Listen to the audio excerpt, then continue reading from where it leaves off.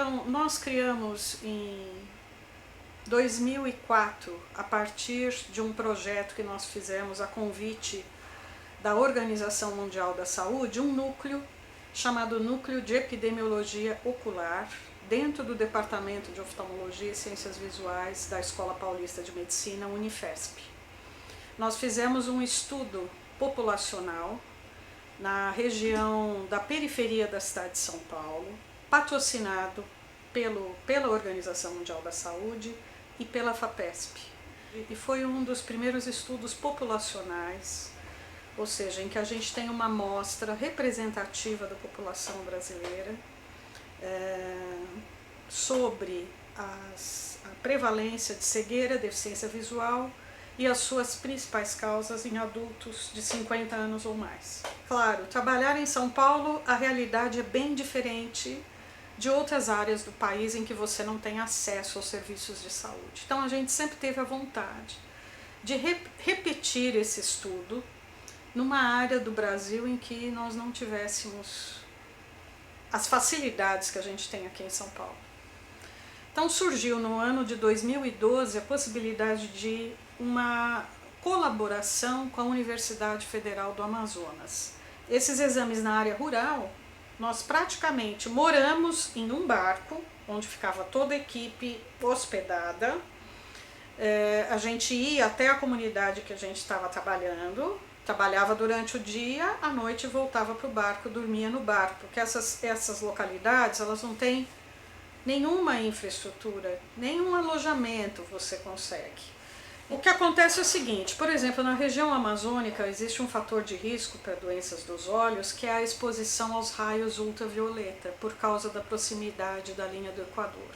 Isso em São Paulo é bem diferente. Então nós encontramos uma frequência, uma prevalência de catarata maior do que a de São Paulo. Uma prevalência de pterígio, que é essa carne esponjosa que cobre a parte branca do olho e pode até invadir a parte transparente do olho, que é a córnea, uma prevalência altíssima disso. Isso está diretamente relacionado à exposição ao sol.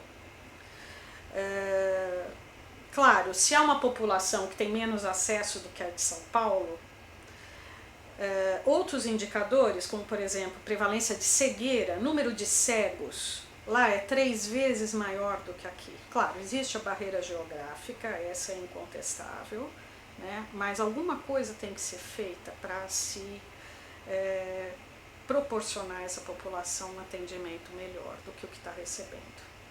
Mesmo na periferia pobre de São Paulo, por exemplo, as doenças de retina foram mais importantes como causa de cegueira do que a catarata.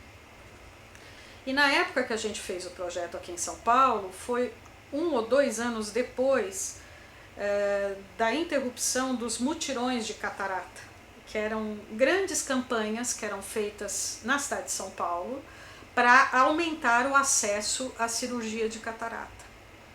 Então a gente acha que essa iniciativa, na época, fez toda a diferença em termos de causas de cegueira. Por exemplo, esse estudo de São Paulo era para ser feito em bairros ricos, medianos e pobres, do ponto de vista socioeconômico.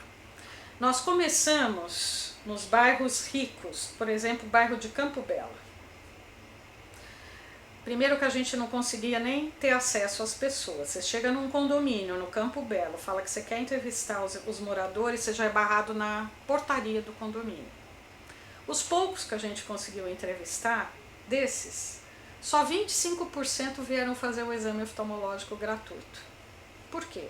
São pessoas que têm o seu médico, que já fizeram a cirurgia, que estão com o seu óculos em dia. Elas não têm interesse em participar de alguma coisa desse tipo. Isso inviabiliza o estudo, porque a gente tem que ter uma taxa de resposta que é das pessoas que eu convido para vir fazer o exame, pelo menos 75% tem que comparecer para ser representativo. Eu acho também que tem uma certa aversão aos serviços públicos de saúde para aqueles que podem ter acesso a serviços privados ou convênios, seja o que for. Quando você fala que é um estudo de uma universidade pública, como foi aqui em São Paulo, que quem vai atender é o Hospital São Paulo, que é um hospital público, tem, pelo menos todo mundo entende esse hospital como um hospital público, um hospital universitário, as pessoas já têm uma certa restrição de vir porque acham que o serviço público tem uma qualidade inferior aos serviços privados. O que na verdade não é muito bem assim. Por exemplo, nesse estudo que nós temos na periferia de São Paulo, quando nós analisamos os resultados de cirurgia de catarata, comparando quem foi operado em hospital público, particular ou convênio, os resultados eram muito parecidos. Nas regiões mais pobres, com menos acesso, e aqui eu estou falando de população mais adulta, mais velha, né? 45, 50 anos de idade. Por que a gente trabalha nessa faixa etária? Porque a maior parte dos casos de cegueira no mundo está nessa faixa etária. Tá? Falando dessa população, a gente vê assim, catarata, óculos são as coisas principais. Óculos é uma grande barreira. Óculos é uma coisa barata, fácil de dar, que o governo poderia subsidiar de alguma forma e que grande parte da população não tem acesso. Então, óculos é um problema importante. Cirurgia de catarata nos que têm mais dificuldade de acesso também é uma coisa muito importante. Principalmente pelo fato de que tanto óculos como cirurgia de catarata tratam causas evitáveis de cegueira. A reação é assim, é uma alegria tão grande quando a pessoa consegue colocar um óculos e passar a enxergar. Agora eu vou poder costurar, eu vou poder ensinar meu filho, eu vou poder fazer coisas, ler a Bíblia. Eu também sou míope, eu comecei a usar óculos com 11 anos, eu lembro até hoje o impacto que teve para mim colocar os óculos e ver tudo nítido pela primeira vez. E eu era uma menina de 11 anos. Nós examinamos adultos nessa região rural, pessoas de 90, 95 anos, que nunca tinham feito um exame nos olhos. Nunca, nem medido a visão. Né? Para você ver a falta de acesso dessas pessoas. Né? Então, eu acho que o nosso trabalho, a gente tem essa satisfação de ter pelo menos trazido algum benefício imediato das pessoas que estavam necessitando de alguma ajuda em termos terapêuticos, de óculos, cirurgia e tudo mais. Né?